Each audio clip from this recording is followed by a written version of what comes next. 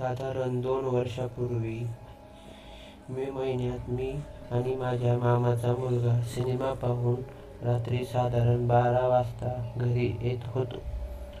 पौर्णिमा होती. त्या रात्री आमच्या मामाच्या एरियामध्ये आल्यावर अचानक गार वारा सुटला. एवढ्या वाऱ्यात गाडी चालवणं जरा धोक्याचंच म्हणून आम्ही थांबायचा विचार केला.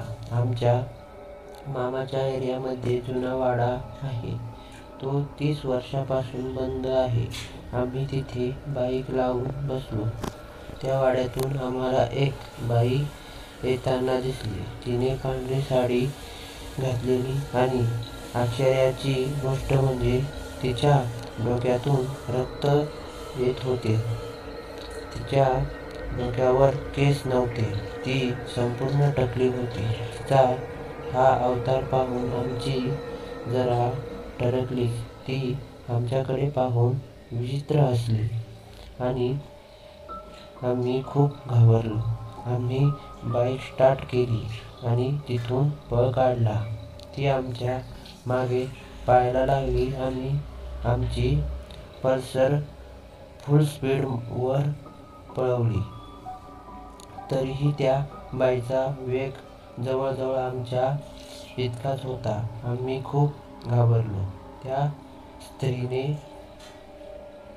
आमच्या घराच्या फाटकापर्यंत आमचा पाठलाग केला आणि फाटकावर घेऊन ती थांबली.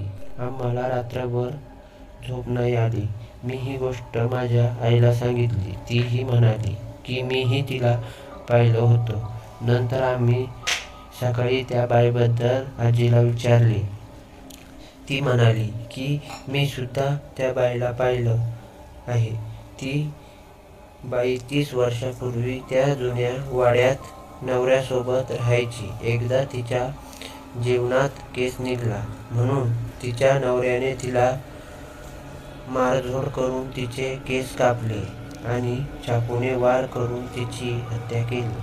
त्यानंतर जो तिचा नवरा पळून गेला तो कधीच आलाच नाही. तेव्हापासून ती दर पौर्णिमेला दिसते. नंतर आम्ही कधीच रात्री बाहेर थांबलो नाही.